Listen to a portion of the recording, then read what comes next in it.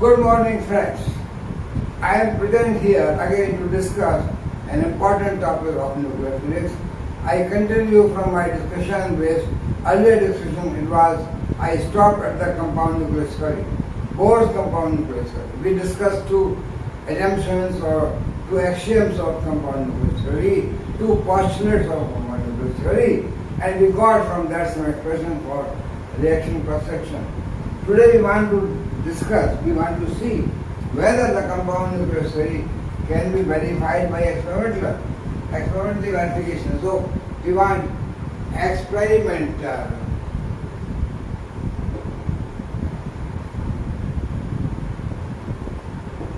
verification. Experimental verification of Bohr's compound nucleus theory.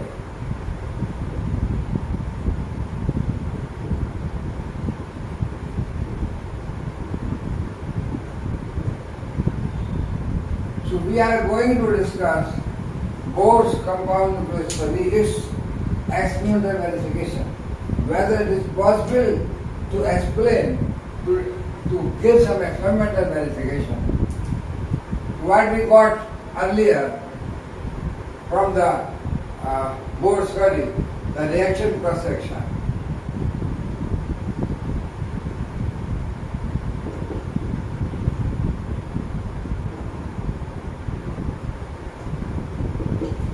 For alpha beta channel.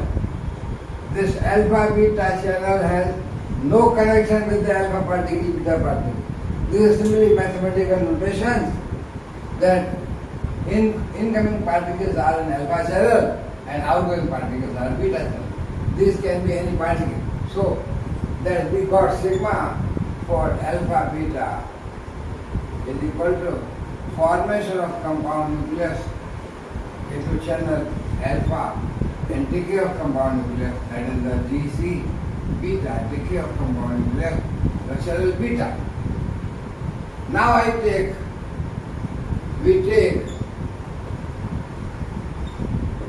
the two projectiles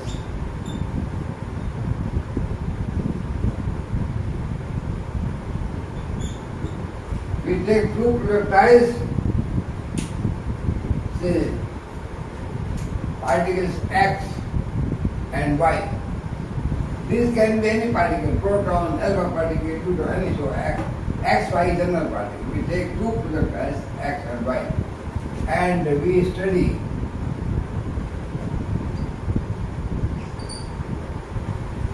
the reactions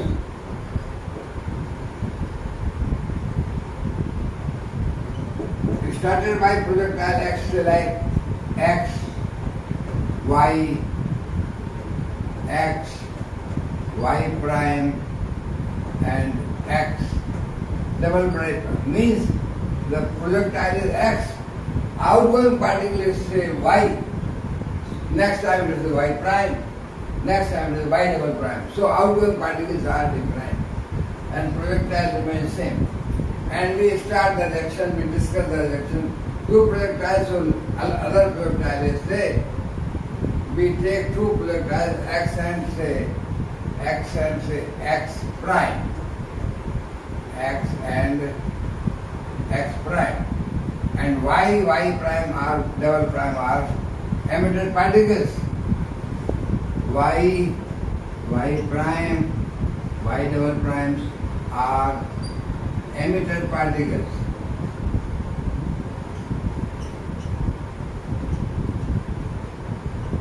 X and X prime are two projectiles. So for the projectile X, reaction X prime, X Y prime, X Y double prime, and for the projectile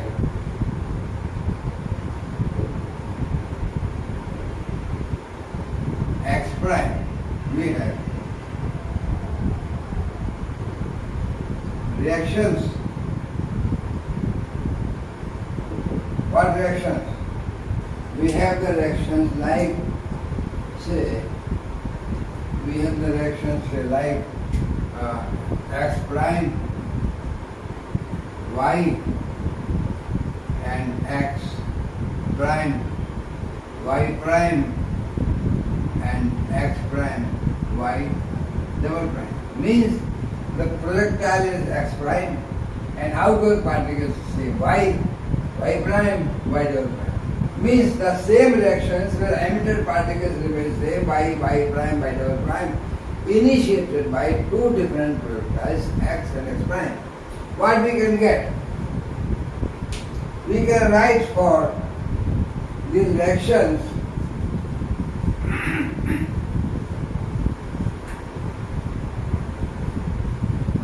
so what the reaction cross section for say x y, sigma x y is equal to sigma c x and gc y.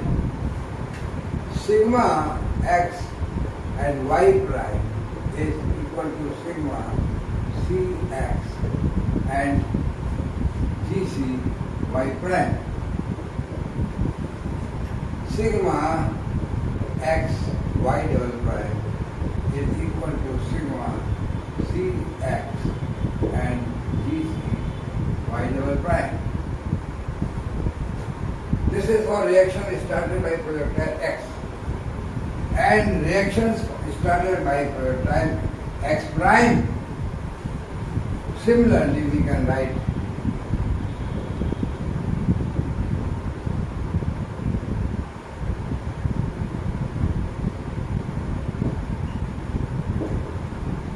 that sigma x prime y is sigma c x prime and gc y.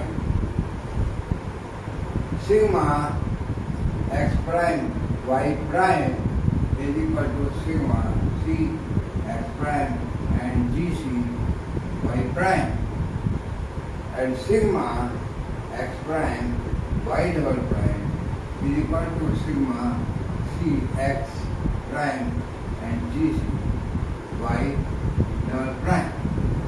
What we get from this? These I put some numbers 1, 2, 3, 4, 5 and 6.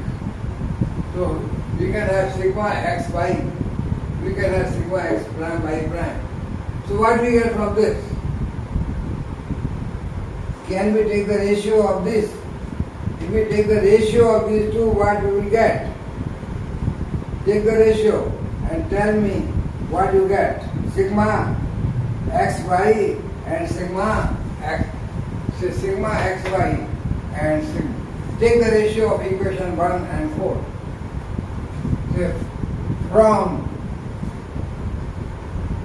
equations 1 and 4, take the ratio. Sigma, what we get? Sigma x y divide by sigma x prime by,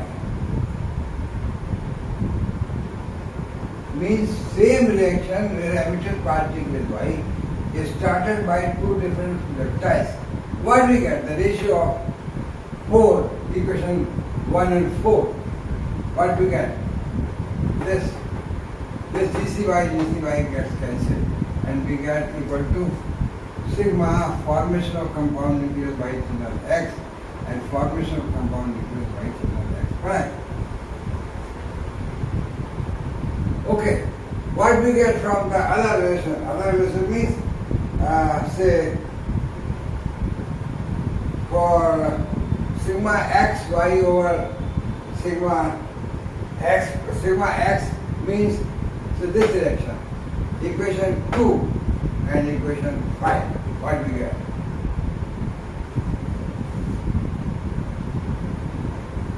And equation 5. These two, what we get?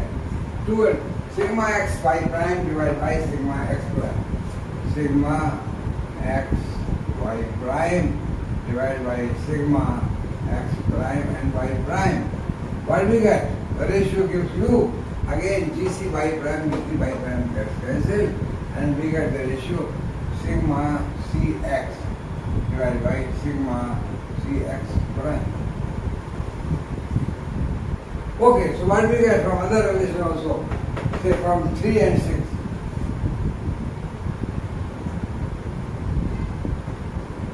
From 3 and 6 what we get? Tell me. 3 is x by double prime. Sigma x y double prime. Sigma x prime y double prime is equal to sigma Cx divided by sigma Cx prime. So what we get from this? Equation 7, 8, 9. What does 7, 8, 9 tells us? Yes. What the equations 7, 9, 8 tells us? Tell me. Equation 7, see. Equations 7, equation 8, equation 9. So what do you get from this? Every equation, sigma xy over x prime y is same thing as sigma xy prime, sigma x prime, same ratio. So we get that sigma, this shows, equation 7, 8 and 9 shows that from 7, 8 and 9 we have sigma xy divided by sigma x prime y is equal to sigma x y prime divided by sigma x prime y prime is equal to sigma x y double prime divided by sigma x prime and y double prime. These are all equal. What does it mean? Can we write that sigma x by ratio of sigma x by to sigma x y prime to ratio to sigma x y double prime. This is equal to sigma x prime by ratio of these two, sigma x prime y prime equal to sigma x prime y double prime. So this mathematical equation 7, 8, 9, this is 10 and I get this 11 equality, that ratio of sigma x y prime and x y double prime is equal to ratio of sigma x prime by sigma x prime y prime, sigma x prime y double prime. What does it mean? If I now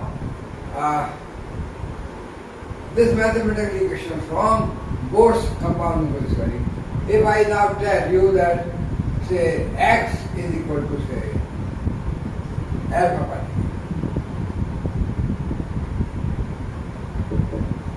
and x prime is say proton, alpha particle and this is proton.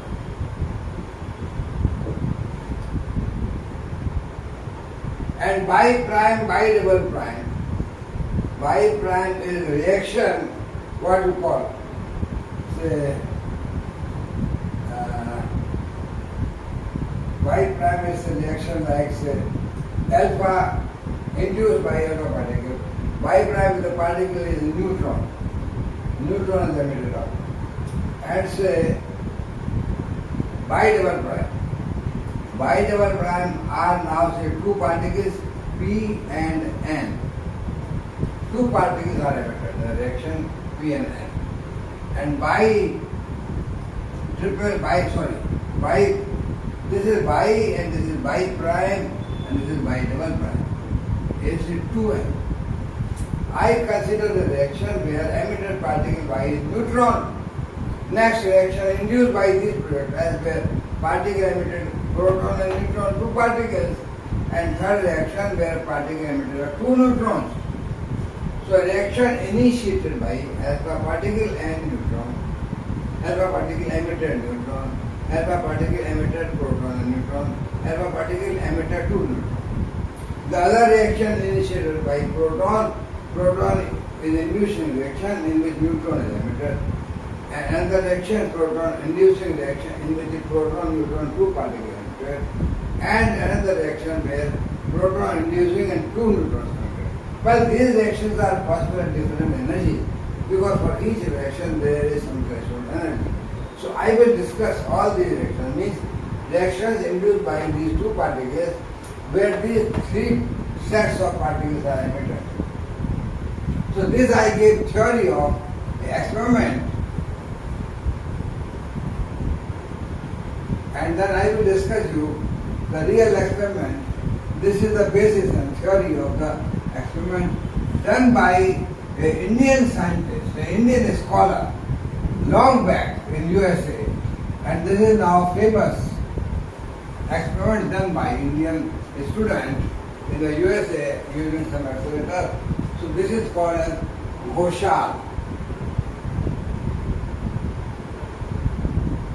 Ghoshaal's experiment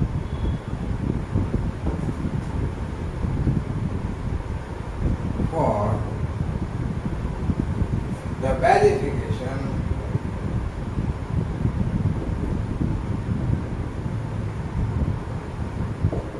of compound nucleus theory.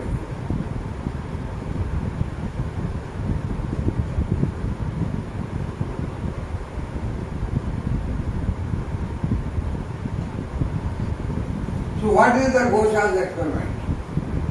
I want to explain you the Ghoshaal's experiment for verification of compound nucleus theory.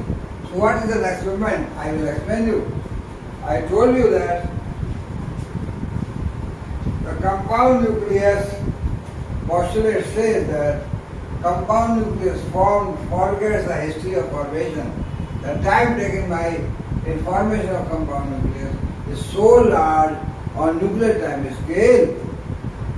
Compound nuclear lifetime is about 10 to the power minus 15 seconds, and nuclear time scale is 10 to the power minus 21 seconds. So this is about 10 to the power 6 times slower. Compound nuclear reaction is 10 to the power 6 times slower than the nuclear time. So Ghoshal suggested experiment. Ghoshal, the compound nucleus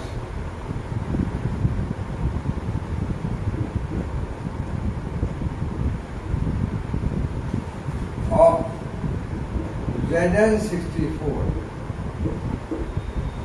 compound nucleus of Zn64 was produced, this excited state was produced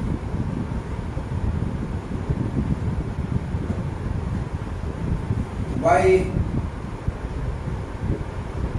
two different channels.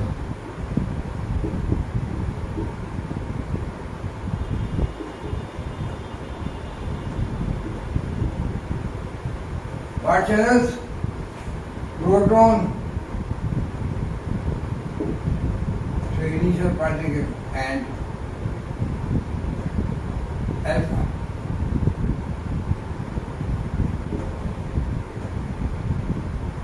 So these are two initiators. The projectiles, some target and suitable target were selected. The reaction was proton, that is the 1H1 ionized hydrogen. This is proton plus copper 63. This is 29 copper 63. So proton makes compound nucleus of Zn64. That is the 29 and 130, 63 plus 1. So this is 30 Zn64 at the compound nucleus in the excited state. So this compound nucleus is formed by a projectile proton using target nucleus copper 63, and this has got say excitation energy EC. Another reaction was alpha particle. Alpha particle is 2 helium-4 doubly ionized. This is alpha particle.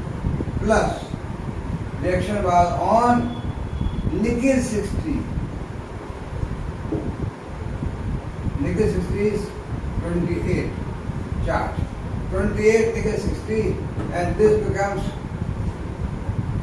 30 Zn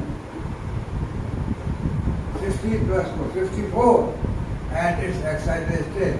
And the projectile energy was so selected that excitation of both was same. You see, means projectile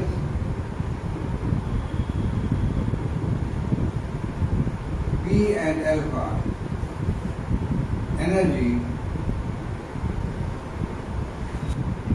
So I was talking about that you have to produce the same compound nucleus by two different channels having same excitation energy, and excitation energy can be same by selecting the kinetic energy of the projectile.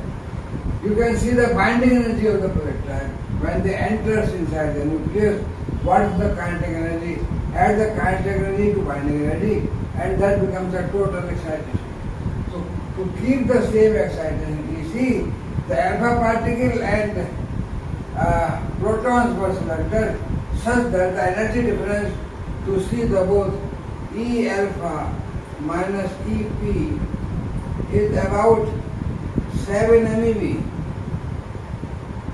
Means alpha particle is more kinetic energy because binding energy of alpha is less than the proton.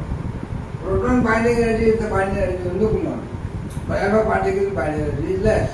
So to have the same excitation energy, you see, we selected, Ghoshal selected the projectile of proton and alpha particle such that proton energy was less by 7 MeV. So the experiment was done by Ghoshal during his research program in USA, and the experiment was that proton and target copper produce same, alpha particle and target nickel produce same. So by selecting different target by different projectile, same compound nucleus was formed and the EC was same. Because I told you in the beginning that compound nucleus decay is independent of the process of formation. Compound nucleus forgets the history of formation. So this compound nucleus doesn't know whether this is produced by this channel or by this channel. Because compound nucleus same and same energy. The decay of compound nucleus depends only on the excitation energy and not the method of production. That is the compound nucleus study. The history of formation is forgotten by the compound nucleus. So Ghoshal produced same compound nucleus of Zn64 and it was produced by say proton and it was produced by say alpha particle. Zn64, this can decay, excited state, this can decay by various channels.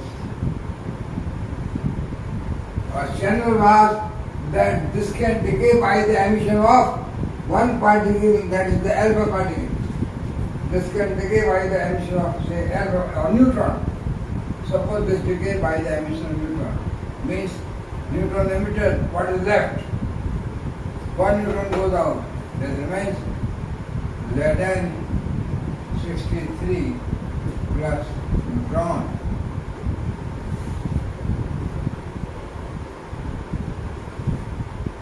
This can decay by the emission of proton and neutron, two particles.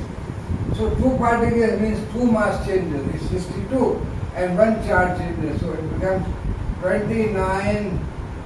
And what is 29? 29 is, what is 29? 28, 29. 28. 29 is a copper. Yeah, copper 29. So that is 29 copper and 2 mass change becomes 62 plus a proton and a neutron. One channel. This can decay by another channel. Remember, the decay depends only on the excitation energy EC. So if EC is large, it can decay by emission of one particle, by emission of two particles, by emission of more particles. So it can decay by emission of say 2 neutrons also. 2 neutrons goes out, so it remains 30 Zn 62 plus 2 neutrons. So this decay is possible by this channel, by this channel, by this channel. So decay of Zn 64 is independent decay, independent of the mode of formation, whether it is formed by proton or whether it is formed by alpha particle. This is independent. This depends only on the excitation energy. So low excitation energy, it may be this direction. Higher energy, this may be this direction. More higher energy, this may be this direction. Because this depends upon the threshold of this direction. 2 neutron emission will be at higher energy. 1 proton, 1 neutron emission may be at the medium energy. And this neutron emission can take place at the lower energy. So this production of this by 2 different channels and emission or decay into different channels means the cross sections for proton and neutron emission, cross section for sigma, alpha and neutron emission. Similarly, cross sections for you can say sigma for proton and proton neutron emission, and sigma ratio of sigma proton say alpha particle and P and reaction, and sigma for proton and 2n reaction, and sigma for alpha and 2n reaction. These ratios can be calculated, and I gave you in the beginning a theory of course, that is the experiment verification. I wrote you that sigma. So using that relation we can write that for the verification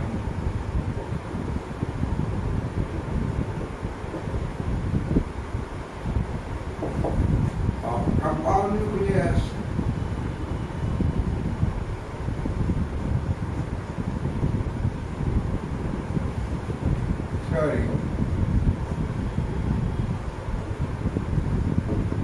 the ratios, what ratio? Sigma P and 2 sigma P and 2 sigma P 2n, like this. Maybe from this you can get, from this maybe from sigma alpha n and sigma alpha Pn and sigma alpha 2n. So this much from these relations you can get the ratio of Pn, Ppn to P2n, the ratio of alpha n, alpha Pn, alpha 2n. It must be equal. If the compound nucleus study is correct, if the independent decay and the formation of compound nucleus postulates are correct, then we got all this theory from the relation that this thing must be equal. So what the Ghoshal did,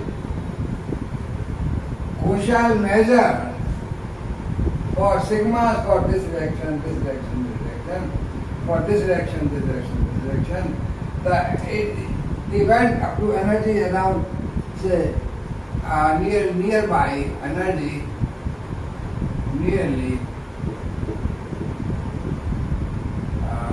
say, up to 40 or 40 MeV, 42, and so 40 MeV like that. Nearly 40, 42, I'm current maybe 42. And similarly, alpha particle was energy and proton energy was E proton was up to say or 7 energy less, maybe around 33. From starting from the threshold, that is starting from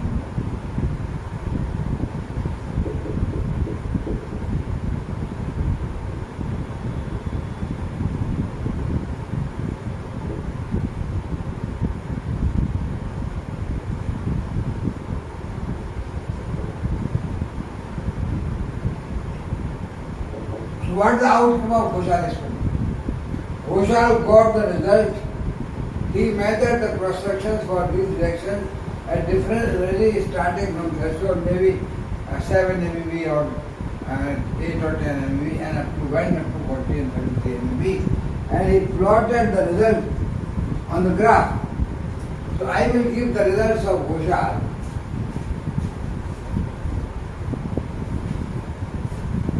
Published in the Physical Chemistry Journal at that time, and the results of Ghoshal, which I will give you now, they are results of say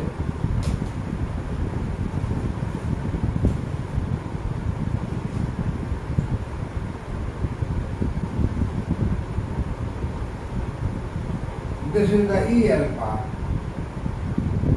MeV. It started say nearly say from here, say threshold, maybe around 7 MeV I give that. Energy is still MeV, 7, and he went up to 40. And on the same, I have here EP MeV, and this was up to 33.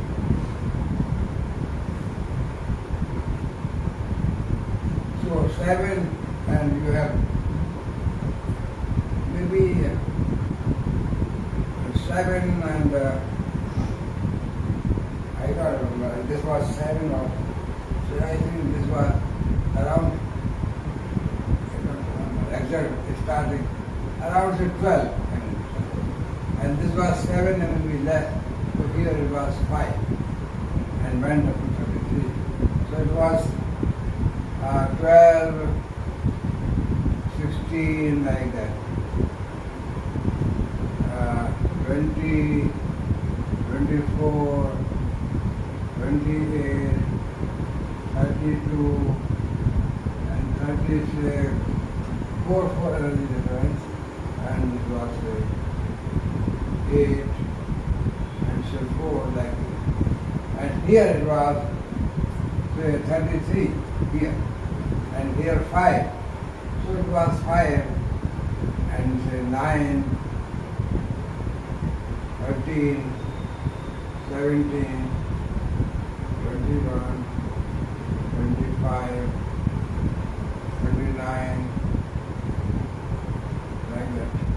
So 23, maybe 29 here, and 25 slightly here, and 21 slightly here, like this. So 4 difference, and it was around 5 and say 1 MeV. So this energy scale and this the cross-sectional scale is starting from 0 up to 120 sigma millibar, the units of pressure. So this was measured accurately. The decay of compound nucleus and the emitted particle gave the radioactivity, and from radioactivity they measured gamma rays activity, etc. for different reactions. And we can see the graphs, how the graphs were there.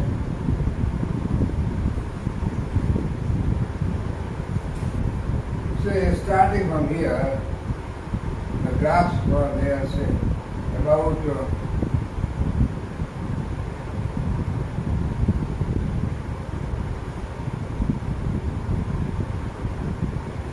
cross-section for, it was for the alpha N reaction, and the cross-section for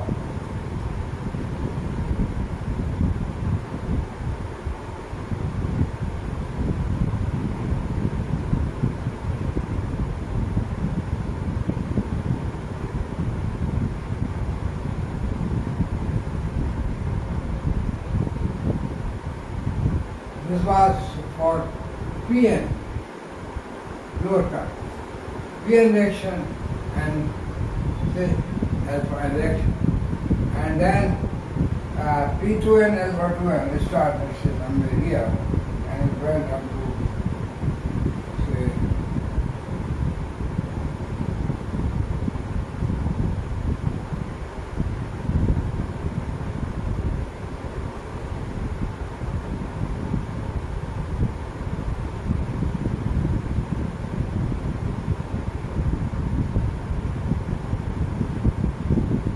alpha Pn lower curve Pn.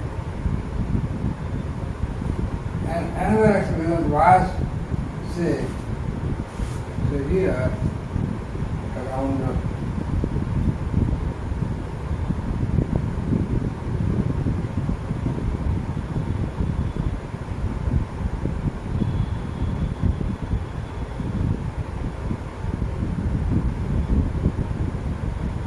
alpha 2n and lower curve was P2n. So cross sections plotted by Ghoshal for alpha energies and for proton energy and the cross section measure equivalently.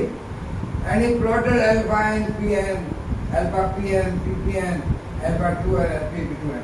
And I gave you the as xy here. So from the xy I have now the alpha sigma alpha and ratio of this sigma Pn.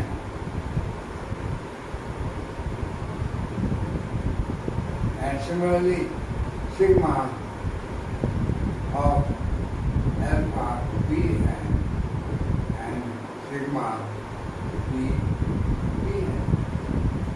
And then sigma alpha 2n and sigma this ratio are matter. Thus, he verified that sigma alpha and sigma alpha Pn, sigma alpha 2n is equal to sigma Pn, sigma Pn and sigma P2n. The ratio was verified accurately that this ratio was equal, because I told you that the compound nucleus decay is independent of the mode of formation. To have the same excitation, all these were produced at the same excitation. Means if the proton energy was, if the alpha energy was 12, the proton energy was 5, difference of 7, so that excitation energy is same. And then same excitation means they should decay independently by any channel, and the decay should be same. So ratio of the cross sections are same. So within 10% error, within 10% error, this ratio was found correct. So what does it mean? Ghoshal verified experimentally the Ghoshal experiment.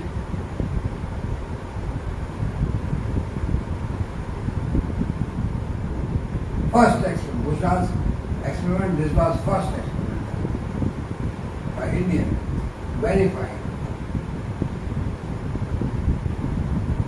compound nucleus.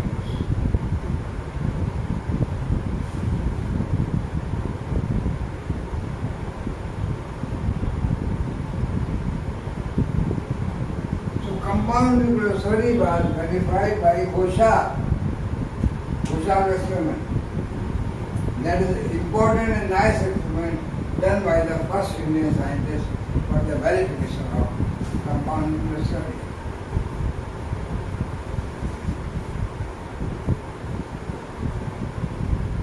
Well, we have seen the decay probability GC beta as in terms of sigmas and sigma beta, k square beta, sigma beta, and divide by summation of k square gamma sigma gamma. So this we have seen. It means all the cross sections for different channels must be known. And now we see, say cross section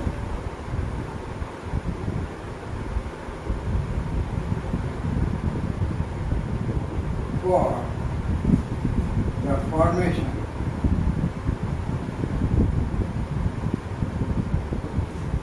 of compound nucleus.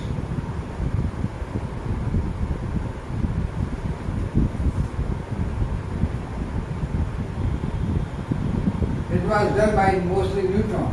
Because neutral particle, there is no Coulomb effect. So all this thing was done by neutrons mostly. Nucleus by neutron.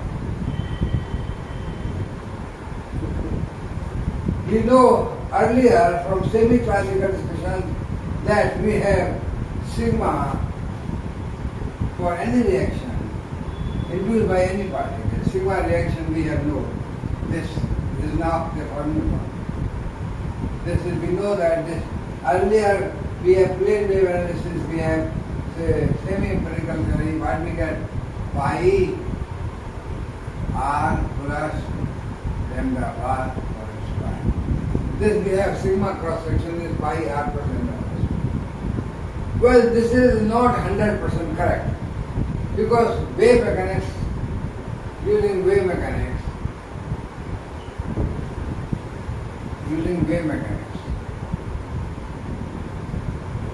we know that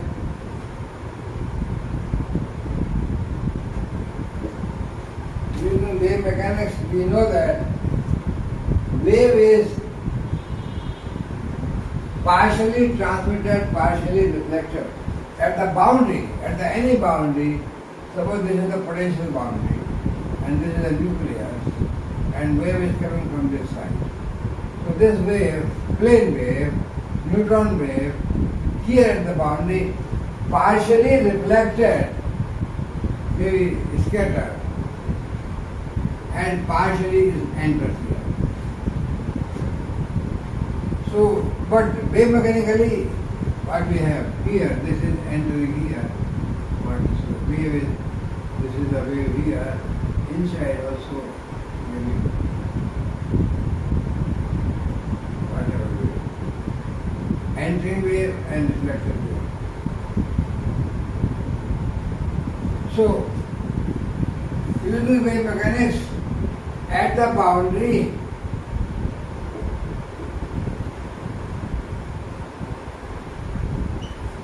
there is partial reflection, that is scattering, and partial transmission.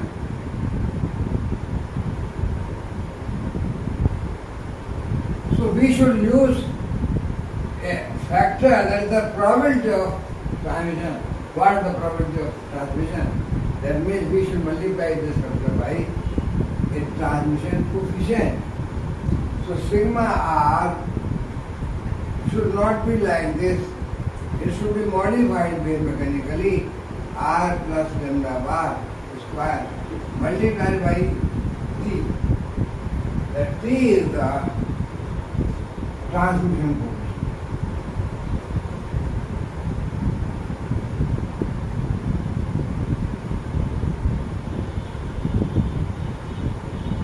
Well, the T must be known.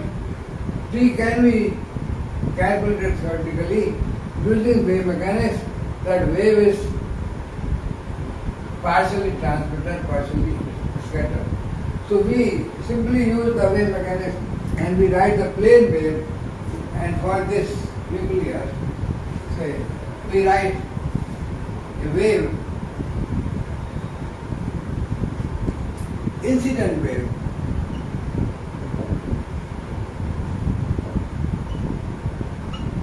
Incident wave, wave function you can say. We represent psi incident as the plane wave. What we write?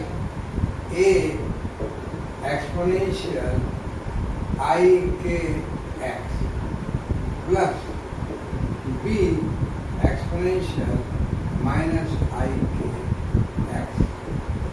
That is the actually total incident wave. Means this is the wave going in, moving in the x positive direction. And this is the wave reflected or scattered, means this is the wave, the sum of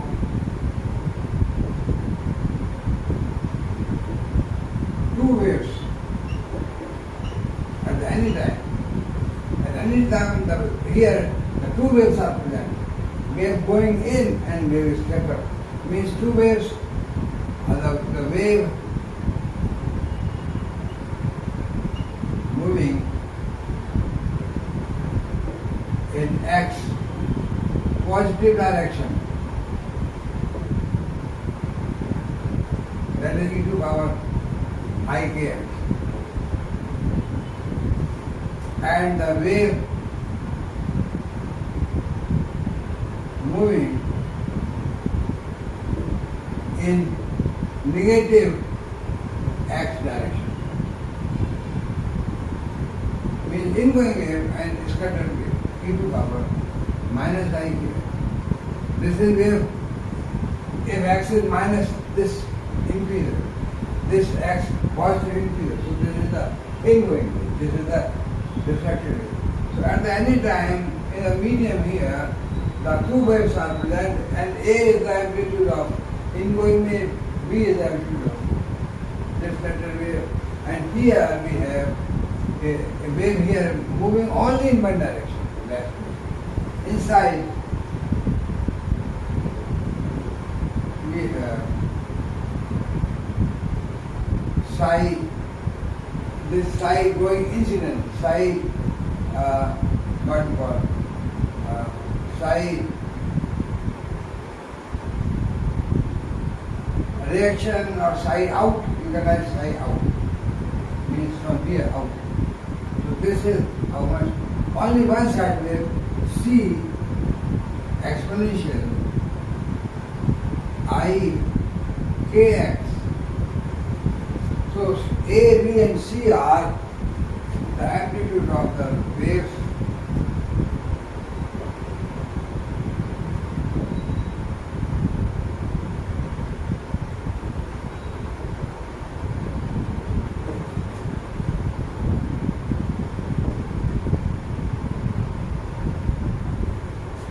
A, B and C are the amplitude of wave, and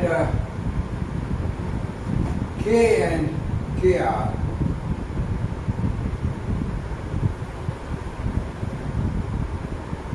outside and inside propagation vector.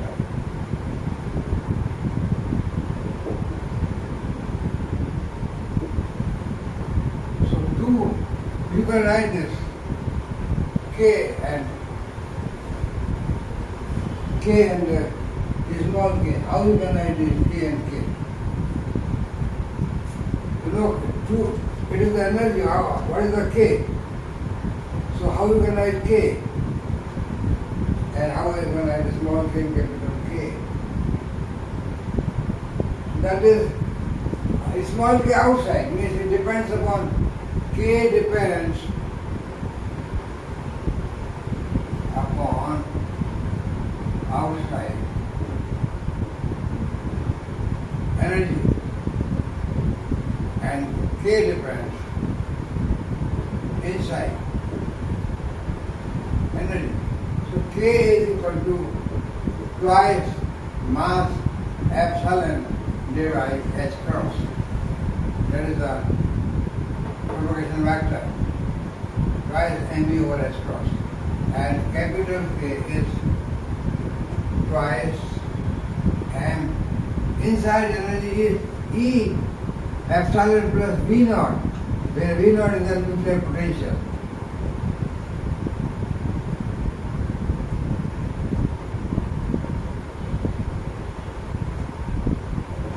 Inside energy becomes epsilon plus potential energy. Outside potential energy is zero.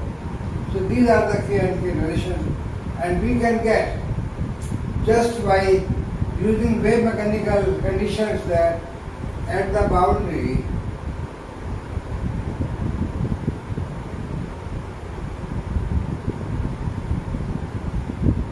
the wave functions and its first derivative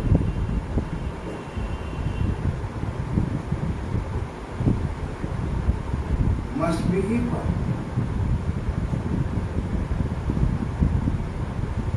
Means there is no discontinuity here. At x is equal to 0, what we have? The wave function psi in and psi out both must be equal. And first derivative means delta psi delta x and delta psi delta x out both must be equal. So you equate the wave function and do simple mathematics that x equal to 0. These are the methods to solve the quantum mechanical problem. X is equal to 0, psi in and psi out are equal. And also delta psi in delta x must be equal to delta psi out. So these are the quantum mechanical conditions at any boundary. The wave function, there is no discontinuity. Wave functions and the tangent on the wave functions must be same. So psi and delta psi delta x, and derivative d by dx. So we equate these two and find out, now simple mathematics, find out A and B in terms of C. We have three unknown things. From these two equations, you can get two unknowns in terms of third unknown. So two unknowns A and B amplitudes in terms of C you can get. And how we define the transition coefficient? Transition coefficient T is defined. Number of particles entered divided by number of particles incident. And the wave intensity is determined from its amplitude square. Wave intensity. Intensity, you know wave intensity? A square, like, or B square, or C square, like the amplitude square. Intensity of the positive wave, negative wave, inside going wave. So what we get? The transition coefficient is the intensity of wave which penetrates inside. So I define like simply the intensity going in intensity reflector. So this is the inside one. And we have incident intensity of the wave, amplitude square. So intensity or the number of particles emitted divided by number of particles incident. That is the fraction of the wave enter. So that is the transmission coefficient. So from these two you find out A and B in terms of C and substitute here and get the value of T. Simple algebra method is put. So you will get, after doing all this, this is 4K, capital K upon K plus small k square. This is the simple wave mechanical expression for transition coefficient for the neutron wave, 4K capital K divided by capital K plus small k square. This simple mathematics, just you use, and then you will get, now we can write the correct expression for the compound nucleus formation by neutron, that sigma C, the reaction by neutron, is equal to pi r plus lambda bar square into T. T is 4K small k divided by K plus small k whole square. So this becomes the cross section for formation of compound nucleus by neutron. And we have decay probability Gc beta. By using these two probabilities, we can get the cross section for sigma alpha beta. So that is, you can write just you have sigma alpha beta, you write this into GC beta, nothing else. And GC beta means sigma beta k square beta, sigma beta divided by k square gamma, sigma gamma. So that is sigma alpha beta, alpha is the neutron, is simply pi r plus lambda bar square, and this is say k square beta sigma c beta divided by summation over gamma k square gamma sigma gamma. So this is the decay probability into 4k plus k square. This becomes. Now we can see the dependence of sigma n on the energy. How we can get? How? K and K. That we again write sigma reaction by neutron is pi r plus lambda bar square and 4k over k plus k square. So at the lower energy of neutron,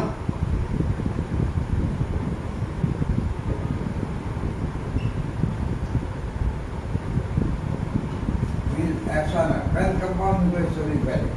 At the lower energy, epsilon is say much smaller than V naught in the condition. What we get? K is equal to, K depends upon, K is say very much larger than a small one. Because this is small, so this is small. So K has got capital, K has got V naught plus epsilon. So this is much larger than. And hence we can write this factor. 4k, this can be, so k plus k neglected here, this is simply k square, and this k cancels this k. So what we get? Sigma reaction for neutron is equal to pi r plus lambda bar square into 4k upon capital K at lower energy. That is lower energy. Of course, at the high energy, K and K becomes nearly the same. Low energy. So at high energy you have K is equal to K. At high energy, high epsilon, K and both K are nearly equal. High epsilon means very high. So we not, then epsilon is much larger than V naught. This becomes like. So you can get the cross section for high energy, you put K equal to K. For low energy, you put K much larger than K. So neglect a small K here. You get this. Well, what this 4? This is nearly constant because this is V naught, epsilon is negligible here. And what we get here? K. And what we have lambda square here. So at the low energy, lambda is much larger. Lambda bar is much larger than R at low energy. So sigma n is equal to pi lambda bar square and 4k over k. So pi 4k, all this is constant. So sigma n is proportional to lambda bar square into what you can get from here.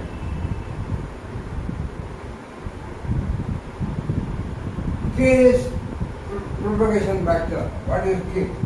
K can be written as 1 over lambda bar in terms of the 2 pi over lambda. K is equal to 2 pi over lambda. That is 1 over lambda bar. So I can write here K as 1 over lambda bar. So this becomes 1 over lambda bar here. So this lambda bar is cancelled. So sigma compound nucleus reaction of course N is proportional to lambda bar.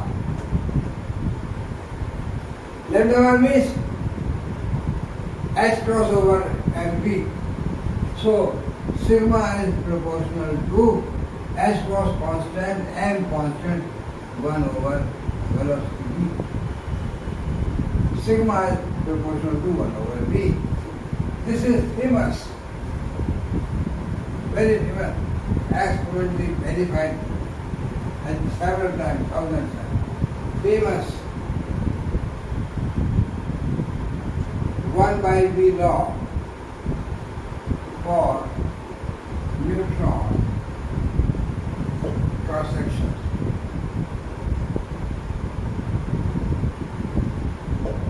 At low energy. So this is very famous. Sigma is proportional to 1 by v law. Now we can hear at low energy, this is now at high energy, this becomes nearly constant. So this is 1 by v law here. Sigma and energy. Cross section is at low energy follows 1 by v law. Sigma proportional to 1 by v. This is more accurate using wave mechanics. So this is the very famous law of Newton's perception. So friends, I will stop today here. When we meet next time, I will discuss some other topic. But if you like my lectures, you subscribe my channel, YouTube channel, prof.a.k.chaubey. I am making many videos on astrology also. That is my hobby. But I thought to get some videos on the physics, which is my real subject. Because you know I was professor and teaching physics doing research for 59 years at Aligarh Muslim University, retired from here and then 17 years at Addis Ababa University, Ethiopia. So now I want to use my spare time. I am now free. So I am making these videos of physics topic in interesting topics and astrology topics, which is my hobby. If you like my videos, subscribe my videos, share to your friends, and like, subscribe and like, and write a comment you want to write any comment, so that I can modify accordingly. Okay, thank you very much for listening to me. There is small correction in the expression of small k and capital K. In the numerator it should be under root 2 ME. Similarly in the capital K, in the numerator it should be under root 2 M within bracket E plus V naught. So please make the correction in the expression for a small k and capital K. Thank you.